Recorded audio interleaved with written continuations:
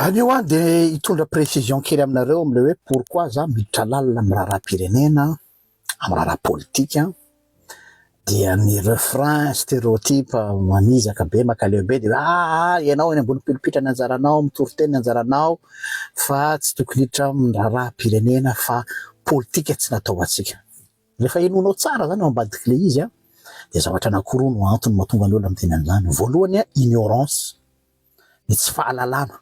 Ary problème ny tsy fahalalana io rakofana verset biblika mba ahafahana mijustifier l'ignorance, mbola iverenako zay. Ny faharoa de satria ilay perception le politique mihitsy no efa simba ao ato-amitsika, nolotona sy nosimbana ka le polifika fanaony retsy olona zay milaza azy ho politicienne, fa tsy politicienne nareo fa opportuniste. Voaresaka ny fanaovanay tamin'ny olona tandroany mihitsy io hoe misy olona manao business, misy olona manao ny affaire malotony de pour sécuriser an'io affaire an'io dia manao politique izy. Izay daholo ny akabiazan'ny politicien au Madagascar. Ahoana ny sécuriseko ny positionko, ahoana ny sécuriseko ny businessiko, dia voatery aho miditra anao politika mba azo couverture. De izay no atao hoe mpanao politika amitsika gasy satria izay no nanazarana antsika. Fa vitsy ny tena manana le vocation politika izay manina le gestion de la cité sy éducateur sy mitaizany vahoaka. Eo indrindra antsika zao. Ka iverenako le voalohany le ignorance. Le ignorance de zao hoe ny natao hoe pasteur aloha, avako zany hoe pasteur et théologien. Ny théologien dia nianatra théologie izy dia ananany conviction. Aveo iny conviction théologique ananany iny dia appliqueny eo amin'ny atao hoe pastoral, zany hoe inona moa ny atao hoe pastoral dia c'est assurer l'accompagnement des brebis. Miaccompagner ny olona, zany hoe mifangaro miaraka amin'ny ondriny eny izy, ary aiza ny misy ny ondriny dia eny amin'ny fiainana andavanandro. Diso mihitsy le hoe accompagnement pastoral dia any am-piangonana. 0,0001% ny asa pasteur any am-piangonana tompoko. Satria zay ny atsika ny définition atao hoe pasteur. Fa ny atao hoe accompagnement pastoral de miaraka amin'ny ondriny izy, mandinidinika azy, mahita azy folaka maraka sy ny sisa, accompagner, être avec. Donc zany aiza ny 99% ny toko-piainan'ny olona de eny amin'ny fiarahamonina, être présent avec eux. Donc zany amiko un vrai pasteur de olona s'impliquer ary sahy mihitsy tonga am'le fitenenina hoe se mouiller la chemise amin'ny fahasahiany miaro ny droany sy ny zoany ary ny fahamarinana eny amin'ny fiarahamonina. Aiza ny sehatra ahafahana manao zany de amin'ny monde politique. Le politique eto io matsy le ignorance, misy atao politique économique fa tsy le hoe pouvoir ihany, politique juridique, politique administrative, amin'ny sehatra rehetra de tokony manan-kambara ao anatin'izany ny pasteur. Donc zany le ignorance mahatonga le olona miteny an'izay. Faharoa de ilay fanimbana an'ilay notion politique hatramin'izay zay nipoteny retsy olona retsy dia mampalahelo satria tsy manana politicien intsony isika, tena vrai politicien, fa ce sont tous, la plupart dia opportuniste. Izay no mahatonga azy mivadibadika palitao io satria olona tsy mandeha amina conviction. Ny sasany zany vao maly izy, fako maly izy, na mitavita nanao tsinitsinina olona ataotsika hoe olona tena lazainy hoe tena tsy izy mihitsy ty, de androany izy de vitany tsara zao ny miembelira n'iny olona. Zany le politika fatatsika malagasy satria izay no nanazarana atsika. Fa rehefa misy olona am'izay tena maka position tranchée dia misy devoly, io koa moa fomba fanaovan'ny olona. Ny olona rehefa tsy manana argument de resaka hoe diabolisation ny olona io no ataony mba ahafahany ahoana ny filazantsika azy mba ahafahany dénigrer any amitsika matsy any Madagasikara. Ny fomba anankiray hampanginana olona dia lazaina fa devoly izy de am'izay ny olona tsy miantsony. Zay le izy.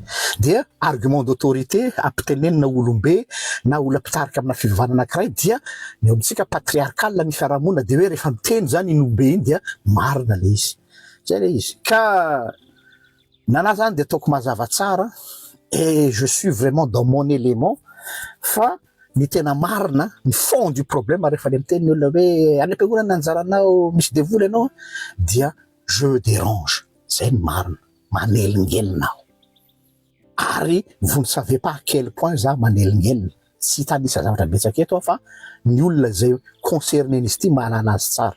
Donc reo olona zay miteny hoe devoly eto zao dia mazava ho azy fa tsy maintsy ao anatin'le partisan no ampitenenina mba ahafahana hoe ataovy zay dénigravana an'io pasteur de am'izay manao remise en question ny zavatra lazainy izy.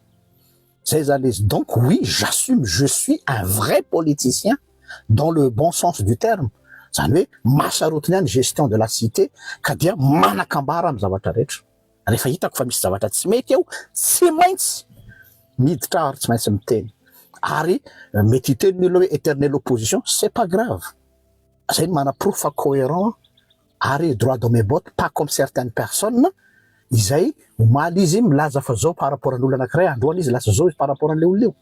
Satria mandeha am'le atao izy hoe mila fomba fiteny zareo mila mahay mandinika fitsokan'ny rivotra. Donc zany ny rivotra no mitondra ny conviction. Donc normal betsika satria ilay fahasimban'ilay fiarahamonina no mahatonga zany ka dia ho anahy zany averiko indray zany hoe ao am'izay ny atsona mihitsy zay eny anivon'ny fiarahamonina tahaka nataon'ny Amosa-Paminany, tahaka nataon'ny Jeremia aminany. Aonao zay fiatsona Jeremia ary zay nisy fiatsona handrodana sy anjera ary andrava fanjakana ary anorina sy amboly. Zay ny natonga ny Jeremia ka nivonoany olona nampijaliany olona nampahoriany olona satria izy nilaza zavatra tsy tian'ny olona maro anisa enony. Ka raha miteny hoe mandrodana fanjakana tsy fanjakana hoe régime fa état d'esprit mila ravana. Zay zany le izy. Mino fa mazava angamba an'izay rahasoantsika rehetra. Isika hitambatra sa hisaraka. 80% ny teti-bolam-panjakana ny ka trosy. Trosa ny andeha hozaraina. Firenena samihafa no misafidy ny tambatra ao anatina fédération anankiray. Amirina ny ampanjaka ve nareo? Ametraka lalàna tena samihafa ve? Misy ankehitriny ve nareo? Rehefa tsy mitombo ny arikariana ao Madagasikara, tsy misy vola hozaraina na ho état fédéral na ho état unitaire. Miarabantsika rehetra, te hampatsiatsika malagasy andao aloha fantarina ny tantarantsika. Inona ny tantaran'ny firenena sy ireo olona izay miaina eo ambonin'ilay atsotsika hoe Madagasikara. Fantatsika marina ve? Androany dia ny safidy ataontsika dia ny hoe mitambatra sa ametraka ny fahasamihafana ho fanotra ho an'ny firenena. Ninona nefa safidy izay ataontsika na état unitaire na état fédéral dia tsy maintsy mahay miara-miaina eo ambonin'io nosy iray io isika satria voadidina ranomasina ka raha tsy maintsy isika samy isika no mila mahay miara-miaina ninona forme ny état izay apetratsika eo. Ny any anatin'ny ady hevitra dia mba tiako isika hamakafaka lalina sy hahafantatra ny momba ny tantaran'i Madagasikara izay vao maneho hevitra fa tsy ho ady hevitra andatabatra fotsiny na doctrinal na dogmatique no hitondrantsika ny ady hevitra. Misy boky anankiroa izay tiako mba ho vakian'ireo izay miady hevitra rehetra. Ity voalohany ity dia ilay hoe les reliques royales à Madagascar, source de légitimation et enjeu de pouvoir.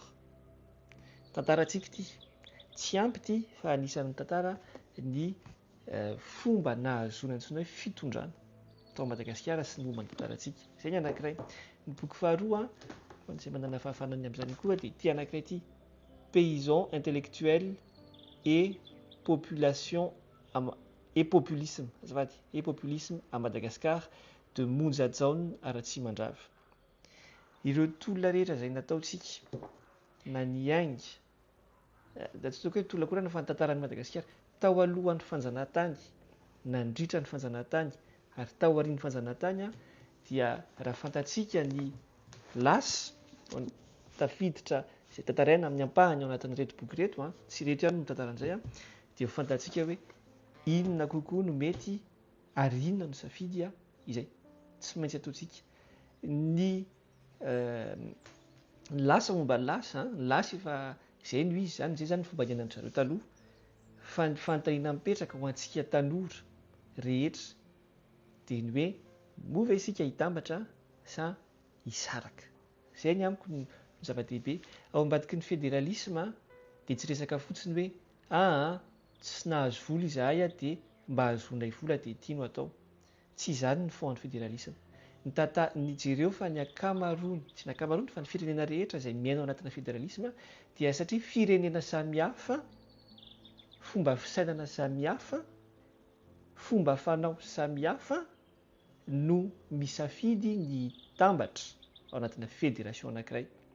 Ary ny antsoina hoe état fédéral dia tsy resaka hoe mitovy daholo ny lalàna ampifehy ny état fédéré rehetra. Tsy izay ny fototry ny antsoina hoe fédéralisme.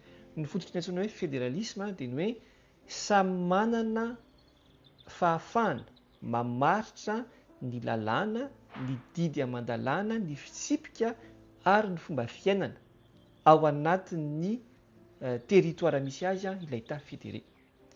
Dia raha hoy ianareo androany hoe hanao état fédéral ka miainga amin'ilay sorontany namaritra ny province anankienina dia diso izay, satria tsy misy an'izay historique izay, zavatra noforonina. Nalaina ny kartan'i Madagasikara dia naka règle, tsy règle moa zany nampiasaina fa soritsoritana zareo frantsay tao ilay izy hoe ity province iray inona ny ao ambadiky ilay famaritana, move intérêt économique sa intérêt administratif. Izay no mila fantarinareo. Fa tsy resaka raha ny province no territoire andeha entina hananganana état fédéral dia efa diso aloha zany izay, vao miainga dia efa diso aloha zany izay, na tiana na tsy tiana. Tsy izany mihitsy ny fototry ny fédéralisme. Dia mila fantarinareo tsara, voalohany ny tantara Madagasikara, ny faharoa inona no atao hoe fédéralisme. Fa sao manko hoe samy hamariparitra ny azy ihany dia avy eo andeha hanao migration any amin'ny territoire hafa ihany avy eo satria tsy mety aminareo ilay andeha ataoko hoe laniny be sy maro any amin'ny fombanareo. Izay tsy fantatro mety valable dans les deux sens izay sy ny sisa sy ny sisa. Dia ny hamaranako azy dia izao ore olona tia ny tena averiko hoe tia ny tena ady hevitra. Misy miteny hoe satria ny vola ny bloqué anareo tao Antananarivo dia tsy mahazo ny any amin'ny faritra. Dia ity Antananarivo fa angaha misy vola 80 isanjato ny teti-bolam-panjakana anie ka trosy. Trosa ny andeha hozaraina. Trosa ny andeha hozarantsika malagasy hoe mba samy mahafaka amin'ny trosa daholo. Izay ve le tanjosika. Ny faharoa dia misy ny antsoina hoe ao anatina rano fédération tsika ny antsoina hoe état fédéral dia misy ny antsoina hoe domaine de souveraineté izay tsy ho afaka mihitsy amin'ny état fédéral. Ao anatin'izany ohatra ny vola, ny politique économique nationale, ny diplomatie sy ny relation internationale, ny défense. Izany zavatra izany dia tsy maintsy ao anivon'ny état fédéral foana. Ka tsy mamaha mihitsy ny olonareo ny amin'ny hoe ataovy état fédéral dia amin'izay izahay afaka manao izay tiana atao vola. Tsy afaka hanao mihitsy, tsy afaka hanangana monnaie hafa mihitsy nareo. Ny ariary ihany no iraisasika eo. Ka eritrereto tsara fa raha manangana izany hoe état fédéral izany tsika dia tsy ho tavela eo io fa mino fa mety ho lasa firenena état nation samy hafa Madagasikara. Dia za tsy miteny hoe tsy ho tafa-mandrakizay. Tsy ny angezan'ny territoire no mamaritra ny fahafahan'ny firenena iray handroso. Fa averiko any amin'ny faneho-kevitra rehetra nareo hoe ny fananana olona mahavita mamokatra sy mivarotra ny famokarany amin'ny any ivelany izay ny firenena mandroso. Ny firenena manana ponina, vanona, mahay, mahavita, mahalala ny tokony ataony izay no mampandroso ny firenena. Ka na ho état fédéral io na ho état unitaire io raha mbola vahoaka tsy mahalala ny tokony ataony, raha ohatra ka ny 9 isanjaton'ny malagasy androany, statistique izany, 9 isanjaton'ny malagasy androany mbola anatin'ny fahantrana dia tsy hanova n'inona mihitsy ny forme de l'état. Zay.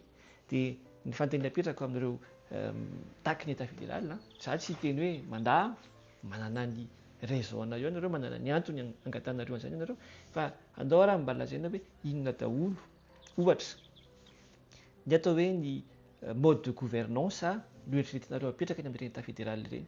Amerina ny ampanjaka ve nareo? Ametraka lalàna tena samihafa ve? Amin'ny misy ankehitriny ve nareo? Sa dia hoe ho démultipliena fotsiny ilay lalàna? Dia inona moa ny eteri an'izay? Dia mba tenenina resaka kely ihany ny resaka hoe économie ao anatin'izany hoe misy antsoina hoe économie d'échelle ireo olona. Misy ny économie d'échelle, misy ihany koa ny hoe manana capacité kokoa isika mindram-bola rehefa maro. Fa araka ny teneniko, tsy manakana nizaniza tsy handroso. Na dia ataoko hoe Antananarivo renivohitra fotsiny azo no atao firenena anankiray, ka raha mahavita sy mahay ary endry ny mponina ao aminy dia mandroso lavitra noho ny ambiny rehetrarehetra. Dia eritreretra ihany izay dindio tsara izay dia any no sisika ny ady hevitra tokony hipetraka dia ny hoe ahoana no ananantsika olombanona mahay, mahalala, mahavita ary indrindra mahavita mamokatra ka mampitombo ny ari-karena ao Madagasikara. Rehefa tsy mitombo ny ari-karena ao Madagasikara, tsy misy vola hozaraina na ho État fédéral na ho État unitaire.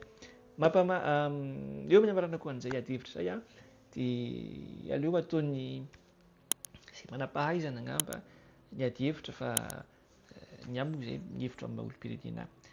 Raha soa antsika tsirairay avy dia mandrapitafy indray.